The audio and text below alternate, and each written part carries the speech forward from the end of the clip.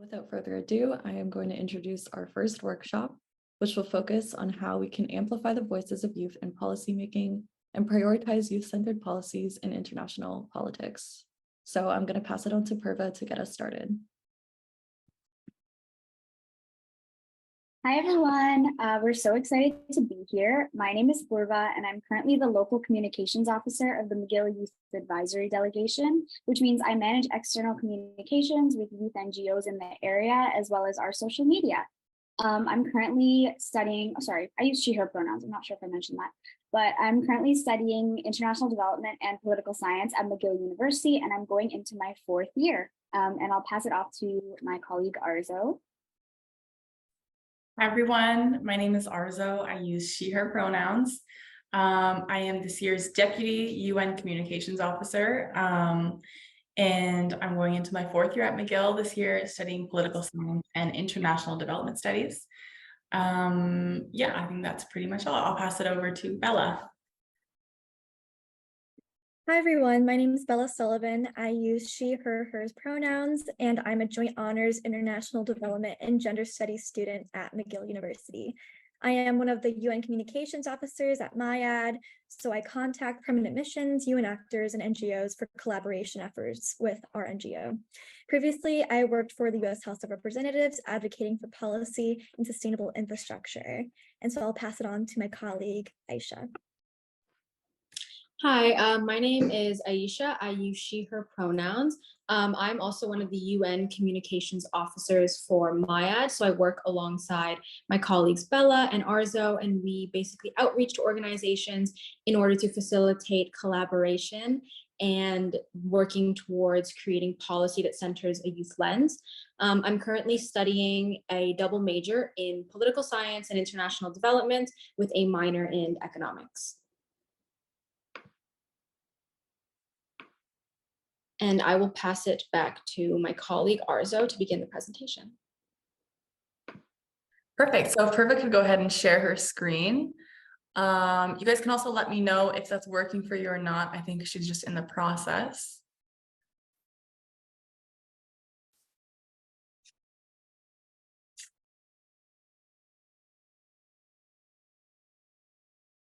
Beautiful. Okay, if everyone can see that, maybe just give me like a thumbs up or a reaction or write in the chat. Works for Bella, Nicole. Thank you so much, guys. Uzo, Timarul. Perfect. Okay, so I assume everyone else is having no problems. If there are any problems, please do write in the chat or message Purva, Bella, or Aisha directly. But I'll just get started then. Okay,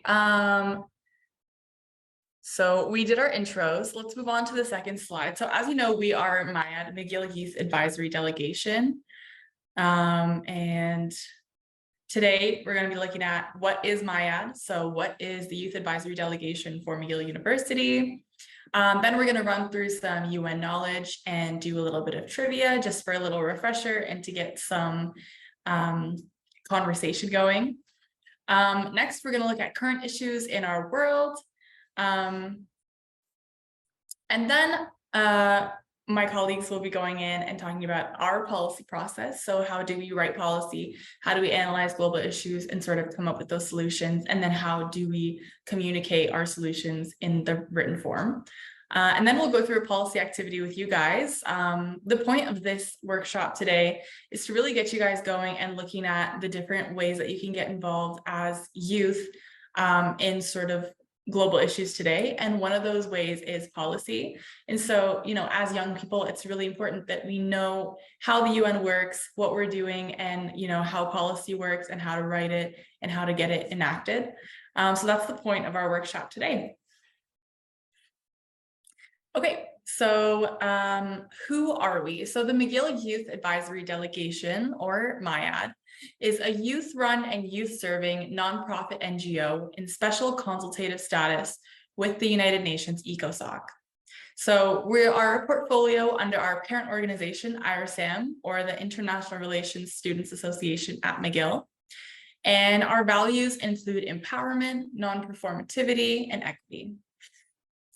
So what we do is we engage with various youth through NGOs, academic institutions, and community events to craft policy representing young people's voices. We also attend multiple commissions at the United Nations, including, for example, the Commission on the Status of Women and the Commission on Social Development. We organize events at the UN headquarters at New York, where we go every year, and we advise numerous permanent missions with the policies written by our delegates. We also obviously attend those commissions. We can speak, we write policy, we submit policies where applicable. And overall, we just aim to bridge a gap in infrastructure between youth passion for policy and policymaking spheres, which often seek youth input. So as you know, to participate in the UN, you have to sort of be, have that diplomatic status, or maybe like an internship, or have that sort of opportunity to work in. But there is sort of a gap between young people who are very passionate about writing policy and UN commissions and sort of, active sphere. So what MYAD hopes to do is just sort of bridge that gap. And let's move on to the next slide. So I thought that we would start off with a little quiz. Feel free to please participate. I don't want to just be giving the answers, but I think this is a great little warm up to see if we can get some conversation going, if we can test your knowledge about the UN, see what you guys know and what you guys can learn. Usually people surprise me with this because I definitely didn't know this stuff before I actually got into it. Okay, so the first question is, and I think for this we could raise your hand maybe, and then you can go ahead and unmute yourself and say the answer. If that's not possible, then you guys can write your answer in the chat, but just raise your hand first, okay? So the United Nations Security Council, so the UNSC, consists of 15 seats, of which 5 are permanent. Which countries have a permanent seat on the UNSC? Timur, go ahead. Correctly, it's the US, UK, France, Russia, and China. Correct. That's right. Okay, so this is an easy one. So what I forgot to mention actually is these get a little harder with every question, and the last question is going to be sort of like the hardest one. So let's move on to the second question. Thank you for that answer. That was perfect. After which major war was the United Nations Charter established?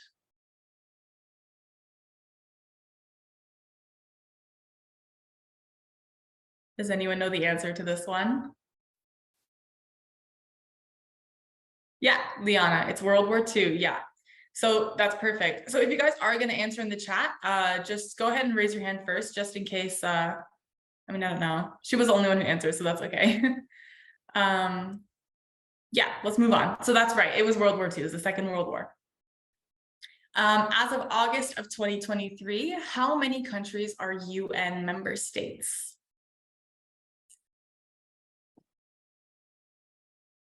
For this one, you can just go ahead. You don't need to raise your hand. Just go ahead and shout it out, or whoops, we went a little too far. Does anyone know the answer? Do any of my colleagues know the answer?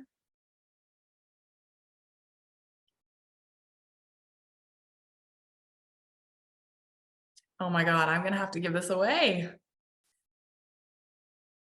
Anyone want to try? Any guesses?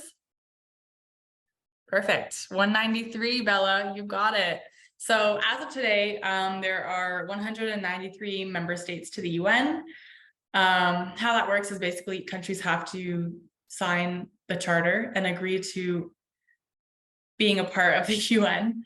So obviously they start off with very little, a small group of countries, and over the years it sort of accumulated into a bigger organization, and today it sort of almost encompasses every country in the world. So let's go to the next question. How many organs does the United Nations have? This one's tricky, I won't lie, but I'll be very surprised if someone gets it. Pleasantly surprised. Does anybody have an idea? Any guesses? You can guess in the chat.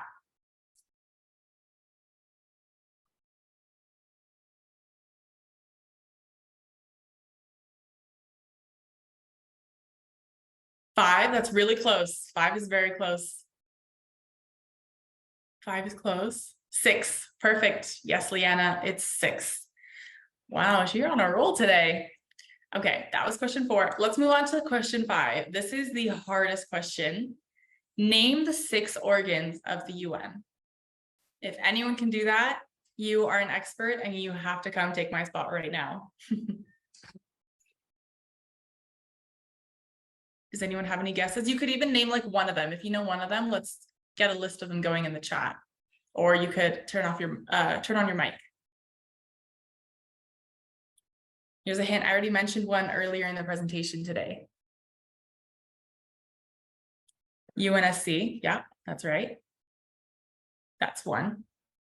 UNSC, so that's the Security Council.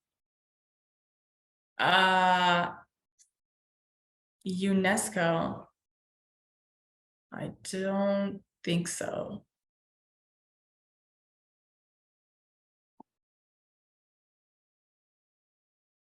Sorry, can't see the chat. Does the General Assembly count as one? Yeah, the General Assembly is another one. ECOSOC, that's another one. Very important. I also mentioned that one previously. So we have the UNSC, the General Assembly, the ECOSOC. Is there any more guesses?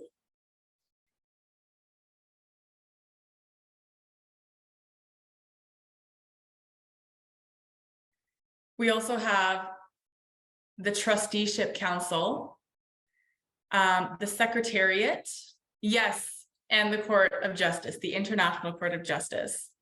Great work, Bella. Okay, so those are the 6 organs of the UN. I know this question was really tricky, but thank you guys so much for trying your best and just typing out your guesses in the chat. I really like the effort.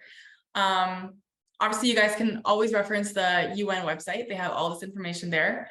If you want to know more about the UN and how it works and how it's sort of structured. But yeah, that was a fun little quiz to get you guys just sort of typing in the chat and maybe turning on your mics. But let's maybe move on to Bella. Hi, everyone. Again, my name is Bella Sullivan. And so today we're going to start our policy jam. I believe my colleague Aisha will send in the Zoom link a jam board. And so today, part of our goal as youth advocates is that we try to understand overall youth priorities. And as a result, we try to consult with other youth groups. And so when you click on the link here, you will see our jam board. And on this jam board is going to show the 2 themes of the commissions MYAD is planning on attending this winter. First, we're planning on going to CSOC-D, the Commission on Social Development, and then CSW, the Commission on the Status of Women.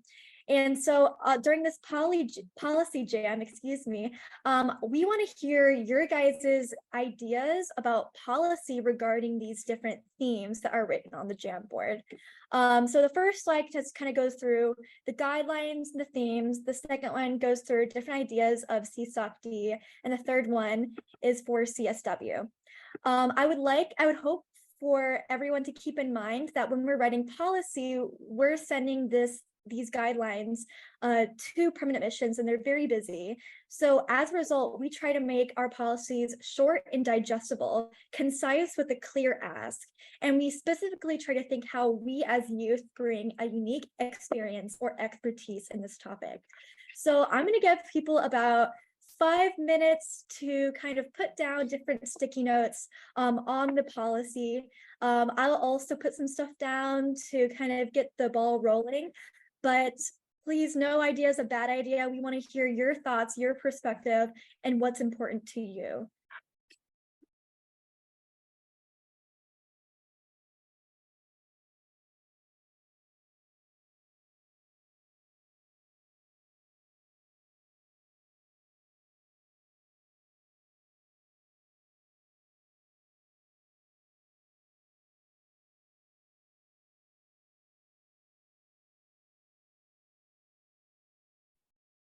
And so I'm also going to quickly read aloud while we think.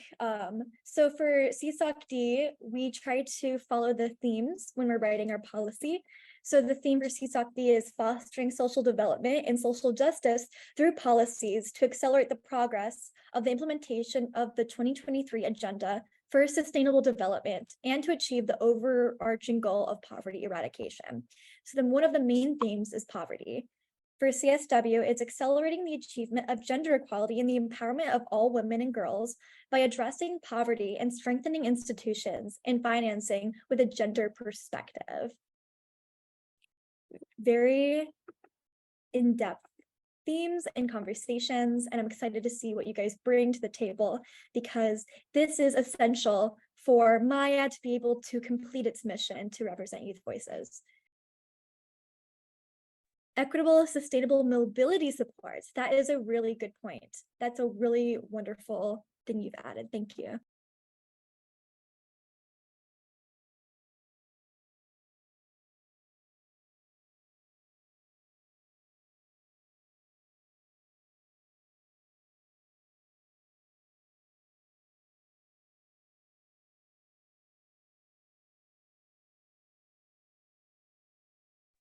Education for young girls is also a really good point for CSW, especially because there is child poverty is one of the main issues for why young women are not able to receive education.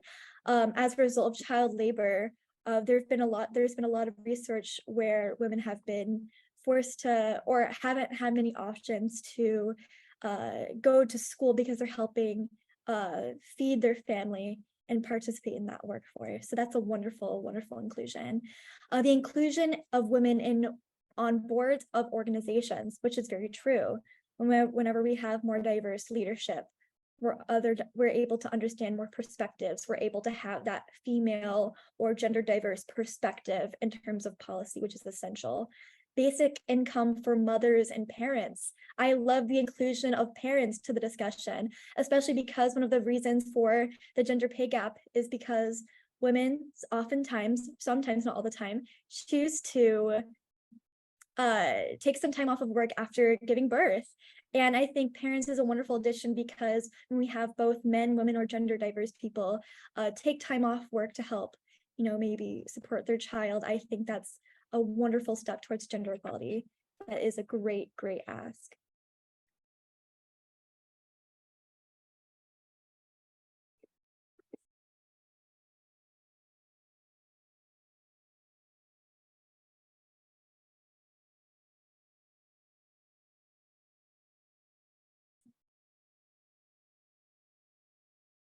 Let's see. For CSOC-D, sustainable agricultural knowledge sharing. I love this. This is one of the many ways we can see how Indigenous knowledge can be crucial for sustainable development. Absolutely, and agriculture is one of the biggest creations of CO2 emissions in the world. So this is wonderful. So we'll just move on, but thank you so much for having your input and sharing your ideas. We'll definitely take them into consideration when we're writing our policy briefs. So we're going to really quickly kind of talk about our policy process as youth. This could either benefit you and how you want to create policy in your future or in your organization, or just give some insight into what MYAD does. So first is we have a call to action. So this is a call to political actors to enact, participate, or engage in a direct measure or initiative. We want to be specific and we don't want to be vague. And this is a great way for us to help out with other actors to help know where the issues are for youth. Commissions, they're functional bodies of the Economic Social Council who assesses and make recommendations on matters related to their fields of experience. For example, the status on the Commission of Women that I've mentioned earlier. And a delegation is a group of persons designated to represent a larger group, such as the McGill Youth Advisory Delegation. We attempt to represent the larger McGill area and hopefully Montreal. So permanent missions, these are the people we meet with often to be a part of the negotiation process in terms of policy. So they are diplomatic representatives of a member state of an international organization, such as the UN. And then policy, it's a set of guidelines, actions, principles, and frameworks elaborated within a decisional body in order to achieve concrete objectives. And a policy brief, it's a concise form of a report providing information related to a specific issue intended to ease policymaking processes, should include pertinent research that supports policy recommendations. And a wonderful example of this is that recently a couple of our members met with the Permanent Mission of Canada a couple of days ago. And as a result, because they are very busy, we attempt to make concise policy briefs and then within that report, have a larger condensed version of what we're asking, the research that's behind it, and how the Canadian Permanent Mission can help this cause. And so this brief is important because it catches their eye and it gives them an exact insight as to what we're asking quickly. And then next, we're going to talk about developing policy and how to research root causes. And I believe the person who's going to take on this challenge is Aisha. Perfect. Thanks so much, Bella. So the developing policy stage, so policy development. This first stage is essentially where you are doing the groundwork. You're gathering the necessary information and research to give that final policy of yours a strong foundation. You want to research into the root causes, really break down the issue that you are trying to present and sort of solve in the policy you are writing. Because at its core, writing a policy brief is about problem solving. And in this context, problem solving with a youth lens. We want to present solutions to global issues and we want them to be critically considered. And that is where addressing the root causes really comes in. And therefore, your policies must be well researched and able to withstand discussion and criticism. And again, that goes back to having that strong foundation. And we can move on to the next slide. So as I'm sure you all know what the Sustainable Development Goals are. So when we're writing policy, we want to sort of consider these when we're writing policy and then also in the context of the UN. You want to think about not just what these goals are, but what are the root causes of the issues of, like, for example, poverty. What are the local, national, or international level factors that may be playing into the ability to, for example, eradicate poverty, thinking about socioeconomic barriers. And so these are all topics that you want to consider and research to, again, create that strong foundation for your policy. We can move on to the next. Perfect. So these following things are essentially things that you want to consider when writing your policies. These are things that are going to inform the way that you craft your policy. So for example, who will be implementing the policy? What have governments done already? So you don't want to propose solutions that have already been done. You can propose how to improve those solutions, but you don't want to be sort of redundant in that sense. You want to think about how youth are affected by the problem. How can they address it? Because something that really does make us unique and set us apart in the policy sphere is the fact that we bring that youth lens, and that sets apart the solutions that we're bringing to the table. You also want to think about the financial considerations, the feasibility of the solutions that you are proposing. And lastly, something that's incredibly important is cultural, political, and systemic biases related to this topic. How every country is able to solve a problem, or how every country even views an issue and how it affects their nation is going to be different. And where you're coming from is going to influence how you create that policy. And so those are really important things to be cognizant of as you write these policies. And essentially, these 5 items are things that are really good to consider because they will influence and impact the way that you phrase, structure, research, and even advocate for your policy. And then next, we will be passing on to Purva to take on the next step, which is actually writing that policy. Thanks, Aisha. That was a really great summary of how we do our brainstorming process. And once we have completed our brainstorming process, it's time to write a policy brief, which is what Bella mentioned earlier. Our main priority is to ensure that we form easily digestible and comprehensive policies that both permanent missions and the public can understand. Since we're a group of university students and not a professional organization that can dedicate extensive time to developing complete policies and plans to implement them, the style of our policies and the style of most youth policies resemble recommendations. Therefore, our policies usually are written in the form of short paragraphs ranging anywhere from 50 to 150 words. Second. So this is the basic structure that we follow when we're writing policy. And this is the basic structure that you'll see when you're reading any policy brief, typically written by an international organization. The first is the identification of the problem. Identifying the problem is self-explanatory. This portion of the policy is meant to outline the issue at hand and explain why it's relevant to discuss. It is at this point that one could reference a statistic, a success story, or a simple definition of the problem. Here you are describing and identifying the problem you are to address. And then comes the call to action. So within the policy brief, likely the most crucial and difficult part of the process is creating the calls to action. In this part, you, the delegate, are showcasing your diplomatic prowess and putting forward your desires for change. Your call to action is where you present your recommendations for what the solution to the problem should be. What specific actions should the government take to address the issue? Remember that when you're writing policy, you have to be confident in your assertions. Avoid generalized fluff statements or claims like many people believe or majority of students find that do not have quantifiable data to justify the statement. Here we have some examples of an identification of a problem that you can use. So I'll read them out for you. The first one is, in recognizing the implemented policies of the Sustainable Montreal Initiative from 2016 to 2020, which aim to reduce greenhouse gas emissions and promote sustainable neighborhoods. So as you can see, we start this off with a policy that already exists.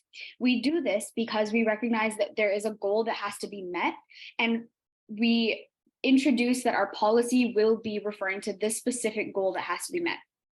Similarly, the second one says, given the 2018 Environmental Protection Agency study on the greenhouse gas emissions of light to heavy duty vehicles indicated at 59% and 23% respectively. Now, the one thing about this that I really like is that it has specific statistics and specific numbers that are to be reached. This makes it so that your policy is a lot more targeted and a lot more specific. Here are some useful intro words that we like to use when we're writing policy. You can look through these words, I'll read through them quickly. Reiterating, taking into consideration, noting with deep concern, noting further, affirming, alarmed by. So these are all examples of words that you can use that sound formal and can introduce your policy in a really brief way. And here are some useful verbs that we use for our call to action. So for example, you could say, we call upon governments to, or we draw attention to, or we encourage governments to, we further recommend organizations to, or we urge organizations to. And here are things to keep in mind when writing policy. Avoid being unspecific, vague, and using outdated terminology. For an example of outdated terminology would be using non-UN terms such as developing or developed nations. We like to use UN terminology, which would be low income, middle income, or high income. We also remind you to use an addressee when addressing your policy. So you're speaking to a specific government. Which government are you speaking to? Also remember to use specific terminology and data, elaborate, and be clear. We also want to emphasize a youth lens. We as youth come from a specific perspective that a lot of policymakers don't have. When they were youth, the world looked very different. And so when we emphasize that we have this youth perspective to bring, it sets us apart and allows us to emphasize why our perspective is so important and why youth need to be included in policymaking. And we also remind you to be specific about financial support and feasibility. Not every policy is going to be feasible for every country. And so when you're writing policies within different cultural contexts and different country contexts, it's important to remember that financial feasibility is really important. So here is an example of a really great policy brief and call to action, and I'll read it out for you. So in recognizing that SRHR information, services, and resources contain, okay, wait, super sorry, I cannot see, okay, sorry.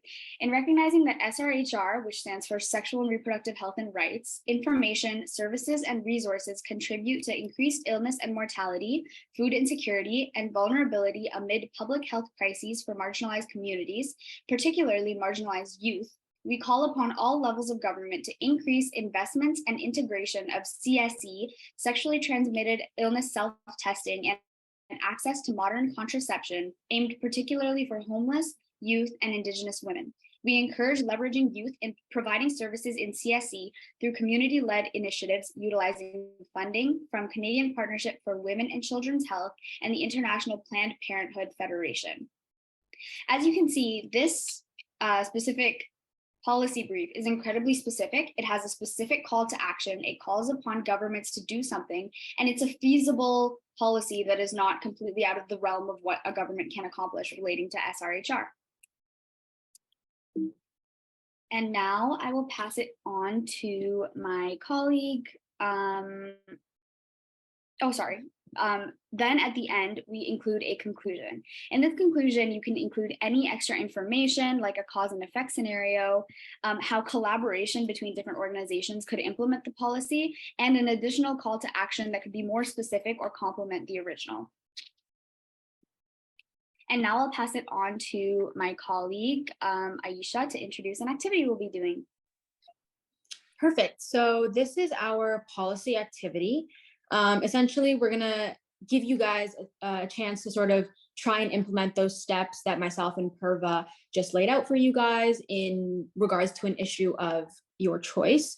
So just, we can go to the next slide. Perfect. So you guys will do this in a group together, and you can choose an issue that you are passionate about. You'll use the steps that we laid out in terms of those examples that we provided, how you brainstorm and then sort of create those call to actions. And then afterwards, you guys will have a chance to present that. So I'm going to paste a couple links in the chat that you guys can use to do this activity. The first one is a link to the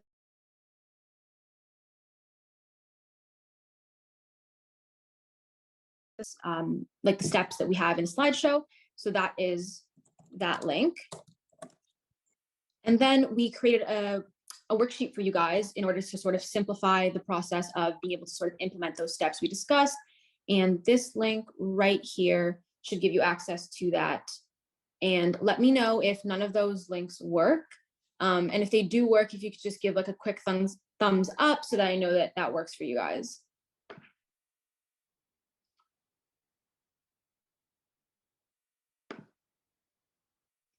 Perfect. Okay, if it's working for everybody else, then we'll give you guys a bit of time to fill out that sheet. Sorry, just to interrupt. So you will, originally we had planned to use breakout rooms, but I think with the number of people we have here, we'll have you all do it in this room right here all together. So if you have any questions, you can ask us about it. We can give you any guidance if you're stuck. But it would be great if you guys could discuss sort of like one particular global issue that you'd like to write a policy brief for. It could be one of the ones that you brainstormed on the Jamboard earlier. That could be a great idea. And sort of discuss together how you would approach finding a solution to this. And feel free to turn off your mic and like have that free flow discussion with each other. But of course, if you would prefer to type in the chat, that also is great. But we would love to see you guys sort of talk about that and have that discussion. Just to confirm, because I've gotten a couple of questions about this, it's not any groups. This is the group. We'll all be doing it. We'll all be working on it together. So you don't need to worry about any groups or anything.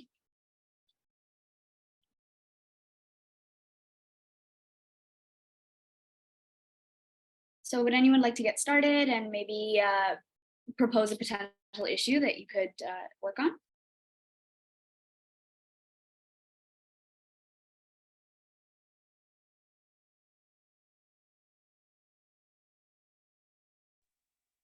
I mean, just to throw ideas out there, just looking at along the SDGs, first one that speaks to me is responsible consumption and production, or 12. And along that line, something like, I forgot what they're called, but basically manufacture like mandates to reduce their own product life cycle waste, right? Or like extended producer responsibility, things like that. If people are interested in that. Yeah, that sounds really interesting. Does anyone have any ideas, any opinions on that?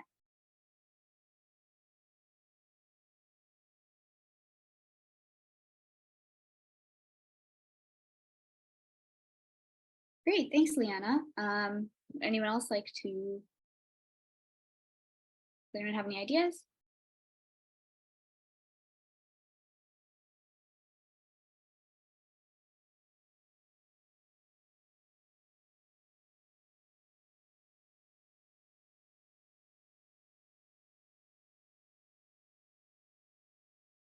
Okay, I guess then we can go ahead with that topic if everyone's okay with that. Was everyone able to open the links that Aisha sent where you can fill out the worksheet?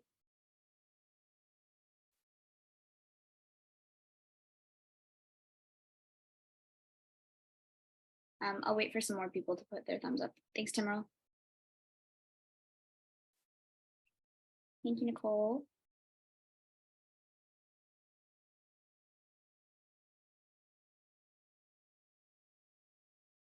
Are there any issues with opening it? Because I'm not seeing a lot of thumbs up.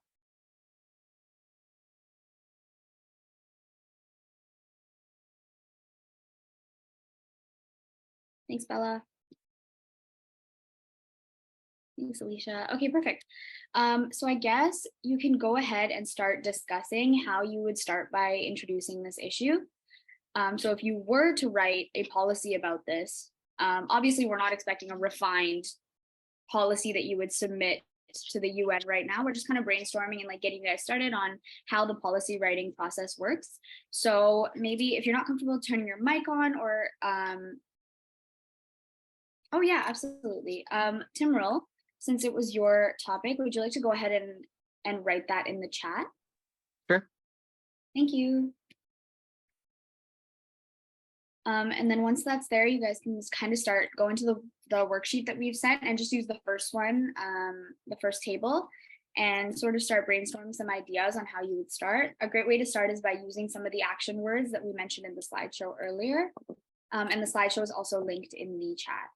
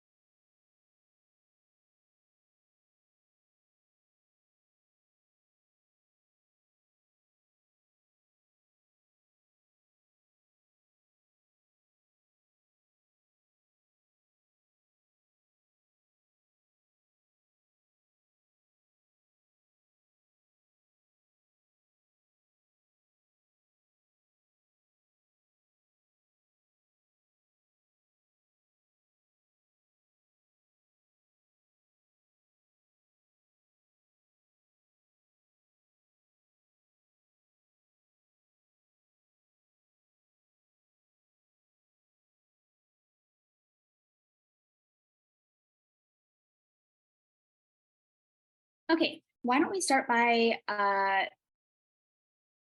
perfect, Timrel, thank you so much. Okay, so I see that Bella is writing some in the identification of the problem. Why don't we start by kind of thinking about what exactly the issue is? That's usually where we start when it comes to a policy writing process. What exact issue, what specific issue are we trying to target? Or on the other hand, you can kind of think about a bigger issue and then move to a sort of smaller issue within that that would be easier to address with a more specific policy. Okay, so Bella's just written 55% of the world's plastic waste. And she's also included a source there, which is a great idea when you're brainstorming so that you have sources to go back to. Okay, if we consider that that is our main issue, that 20 firms around the world produce 55% of the world's plastic waste, what would be a potential solution to that issue?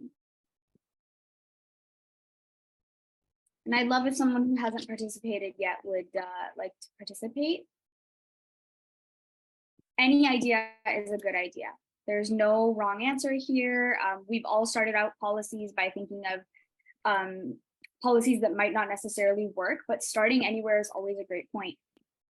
Sorry, Purva, I'm just going to jump in here and just really encourage everyone to turn on your cameras if possible, or get your mics going.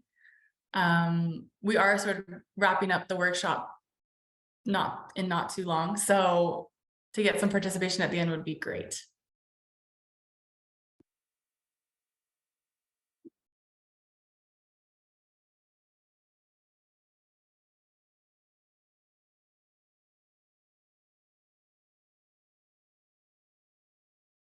Purva, did you want to sort of delegate some questions to specific participants? Yeah, I can do that. I'll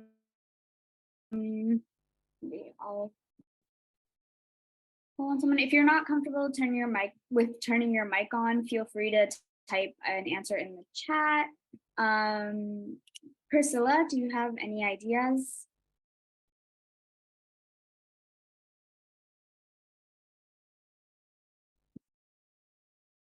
Okay, I'll maybe move to Krishna.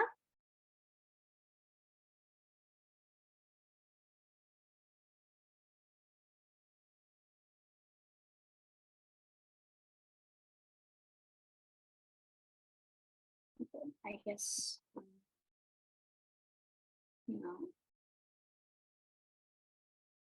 okay, maybe we can start. Oh, sorry. Sorry. Well, I know that not a lot of the recycling that actually gets put in the recycling actually goes to recycling facilities. So maybe companies can teach their employees about proper recycling and make sure that actual stuff gets put into the proper place. Because I know at my university campus, they had signs above the trash cans that showed what can be put in versus what can't.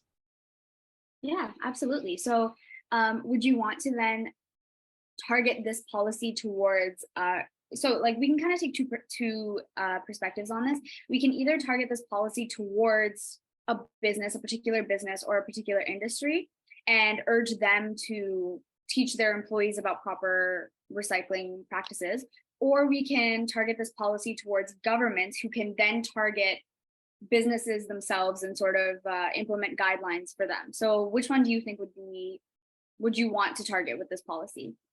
Also, no problem if your internet is glitching, or no problem, Priscilla. I'm thinking the governments might be good to target, and then they can go back to the companies themselves and implement some sort of program or thing that would help the employees. Yeah, I'd agree with that. Yeah, great idea. Okay, so we've identified a problem and we've identified a specific audience. Yeah, Amanda? Yeah, I'm not sure if you're going to hear me, but I might as well try. There's many technical glitches, but yeah, I do think that government, especially since municipalities tend to make those guidelines to help it, even though the businesses may say it's something, but municipality doesn't have the structure for it. So that could also be a perspective. Yeah, absolutely. So, okay, we've identified an issue and we've identified a target. Now what we would do is we would think about how we can create a solution that governments can governments can possibly implement that targets this specific issue. Does anyone have any ideas?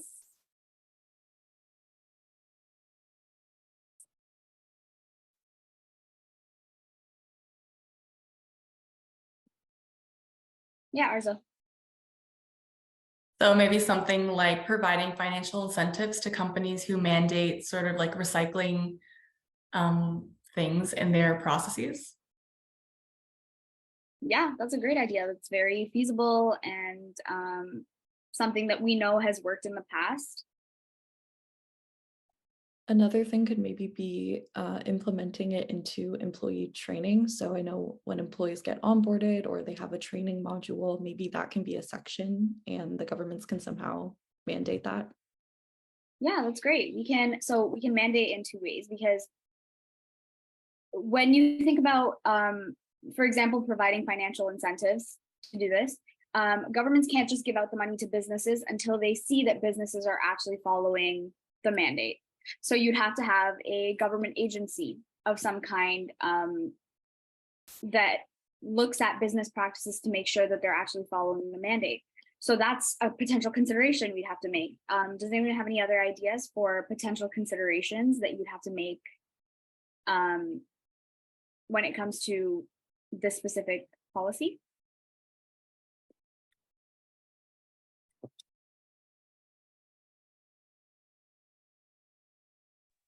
Not quite a consideration, but like another solution that I heard of was I think it was in Amsterdam that the municipal government brought together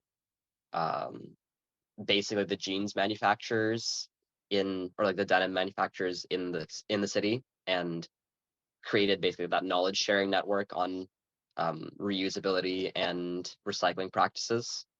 So something along those lines. Yeah, definitely. That could also absolutely work.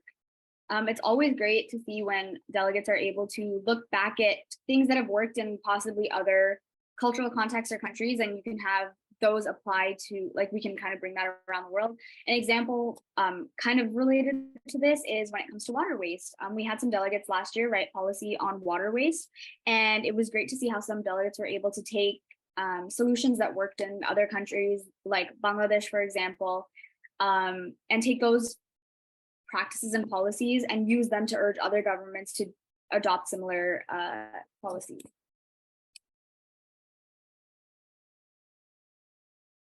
These are great ideas so far. Thank you, guys.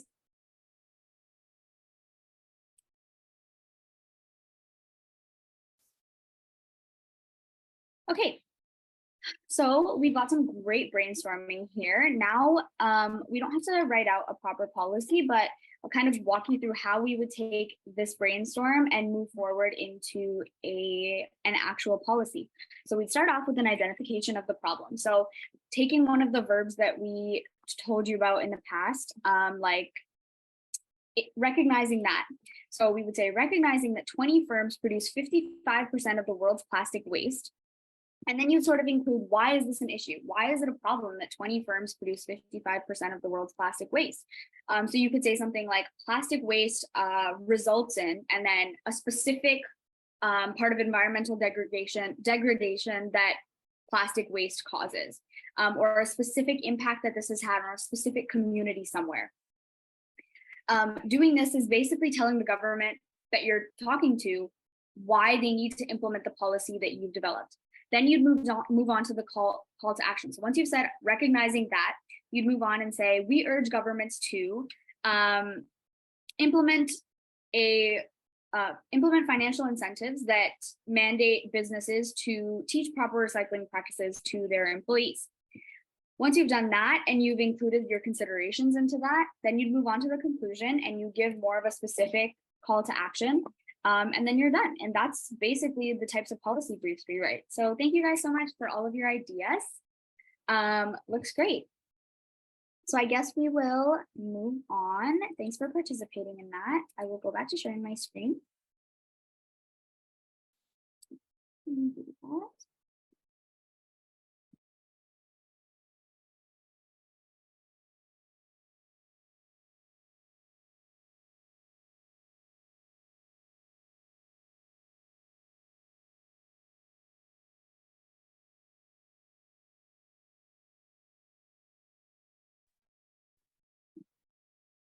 And I will pass it on to my colleague Arzo.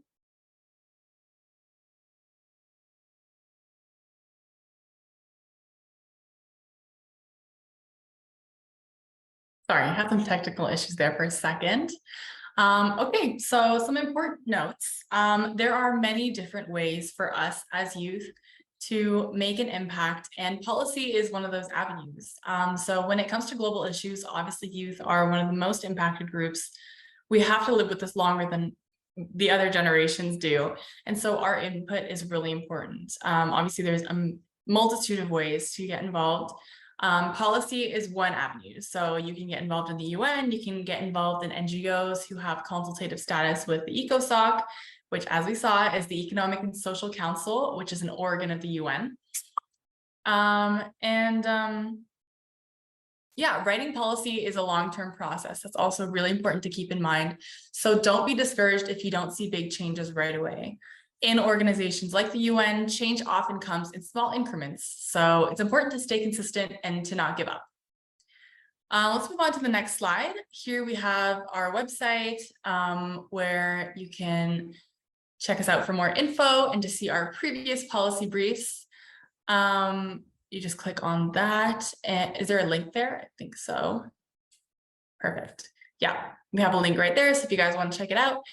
And next slide is just going to say thank you guys so much for coming to our workshop today and participating as much as you could. And opening the floor for any questions. I think we'll stay on here for another 2 minutes to see if there's any questions, and then we'll wrap it up. If you are seeking, okay, also one more detail is we really encourage you guys to stay in touch. We are seeking youth to be involved in our policy review and consultation process for our brief. And if you're interested, please reach out to @McGill YAD, YAD, or email to external@irsam.ca. Okay, and now we're open for questions. Did someone just put their hand up? That was me, and that was an accident. Okay. Yes, Ubuntu. Is that your name? Or That's name of our the organization? That's our organization. Oh my God. What's your name, please? My name is Souza. Souza? Yes. You have the floor. It's okay.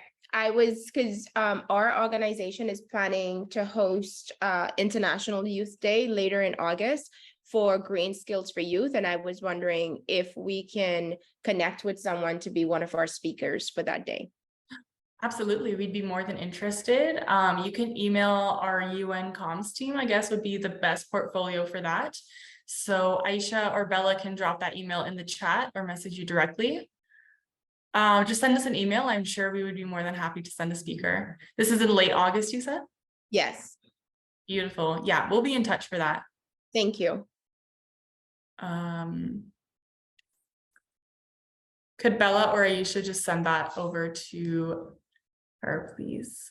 Yeah, I'll send you a private message. Perfect.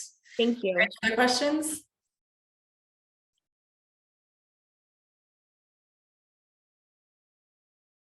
The questions can be about literally anything, about policy writing, about what we do at MYAD, about McGill, our experience at McGill, or our experience with MYAD, our experience. All three of us, I think, attended different UN commissions last year. So if you have any questions about that, we'd be happy to answer. Yeah, Timro, you have the floor. Yeah, actually, just on that note of commissions, what's that experience like? Like, are you under the impression that youth voices are like heard and considered at the commissions? Yeah, I can start by answering that, and then I'll pass it to Bella and Aisha because we all attended different commissions, so we all have different experiences. But I was able to attend the Commission on Population and Development, and I think going in, I definitely had that fear that we wouldn't be taken seriously because we were youth, and it's so easy to get caught up in that environment of all of these people are professional diplomats, and I'm still taking intro to stats. But honestly, it was a really great experience, and we really did feel like our voices were heard, especially in the permanent mission meetings. It was great to see that they had actually read our policy briefs and sometimes permanent missions had notes on them, they had questions, and they were really open to answering all of our questions about their countries. At my commission, our head delegate, Lavinia, was also able to give an oral statement, an NGO oral statement at the commission. So that was really great. And honestly, like, it's really great to see that the UN is really expanding in allowing different voices and different, specifically youth voices to enter. Bella and Aisha, do you have any other thoughts? Yeah, I can jump into this convo. I went to the status on the Commission of Women, and in my experience, because we are a youth NGO, many permanent missions assumed that we were a couple of students just going on a little trip to learn about the UN. And while this definitely was a learning and growing experience for us, it wasn't necessarily our mission. However, once we had like conversations, we understood where people were coming from. I think they were more open to not only continuing a collaboration with us, but also it kind of shows that youth are actively trying to get involved, and youth are knowledge holders, that we share knowledge through experiences from around the world. And additionally, the last couple of weeks, we've been meeting with a lot of youth-based NGOs with similar missions. And it's been extremely empowering to work with so many youth organizations, because even though we might have specific differences, or we may not agree on specific policy issues, we do stand together, and we really seek to empower each other. So it's a really empowering thing, and I would encourage you to get involved however possible. Do you have anything to add, Aisha? Yeah, I'll be really quick, but Bella and I both attended this Commission on the Status of Women last year. And I think one thing we really realized is that there really has sort of been a very positive shift in the sense of that diplomats and permanent missions all really, I've seen, recognize the contributions that youth could provide, that people who were quote unquote more like adults didn't necessarily have that same perspective.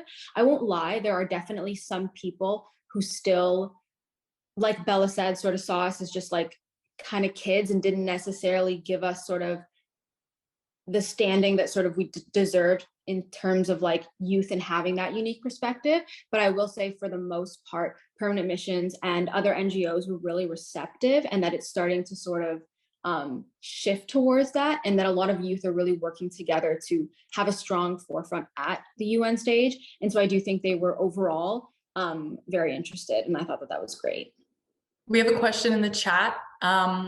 Leanna asked, what policy brief topics have you written and submitted before? Does anyone want to take that one? Maybe someone who did CSW or CSOC-D last year. Yeah, sure. So for example, one of the policies that I wrote and submitted was access to education for young girls. So I attended the Commission on the Status of Women, and the theme for last year had to do with like technology. And so one of the policies that I wrote were how technology could be incorporated to ensure that young girls in rural communities were like getting access to education. And then I also wrote one on technology facilitated gender-based violence. And so that was how technology basically intersected with gender-based violence. That touched on the themes of CSW, of course, women, and then also the technology aspect of CSW. And then if Bella or Purva wants to talk about a policy they wrote. Yeah, I can talk. So I attended, Bella and Aisha attended the same one, but I attended the Commission on Population and Development. And one of the priority topic of the Commission on Population and Development is sexual and reproductive health and rights. And the priority theme of the one that we attended, the 56th one, was education. And so a lot of my delegation's policies surrounded comprehensive sexual education. So I've written policy on specifically HIV and how HIV predominantly affects low-income girls and sexual minorities. And so it had to do a lot with implementing CSE curricula that will reduce HIV vulnerability in these populations. I also did some on education, inequality in education when it came to students with disabilities. Whether that included having accessibility resources such as Braille in books or physical resources such as ramps. That was sort of what I focused on as well. But Bella wants to take that. Yeah, so I have a lot of passion towards sustainability, and just like Aisha, the CSW theme was technology. And so I wrote a policy last year where it was talking about how we can utilize Indigenous knowledge for biodiversity conservation. Because when we think of technology, we think of innovation, which is definitely true and is a valuable aspect. But I think sometimes we ignore Indigenous knowledge and how sometimes these are the most sustainable practices, especially because women tend to actually bear the brunt of, in terms of biodiversity conservation, they are actually one of the biggest, Indigenous women are one of the biggest activists in that field. And so when I proposed that policy, it was actually taken up from the delegation from the Bahamas for further, negotiations and talks. So we will see how that goes, but it's a really interesting and cool topic and I love to explore it. And yeah, and I'm excited to see what kind of policies we make this year. Okay, well, if there's no more questions, I'm gonna pass it over to Nicole and see if she can wrap this up. Yes, thank you so much. So I just want to give a big thank you to everyone, Purva, Bella, Arzo, and Aisha for that amazing workshop. It was such a great way to start off our conference.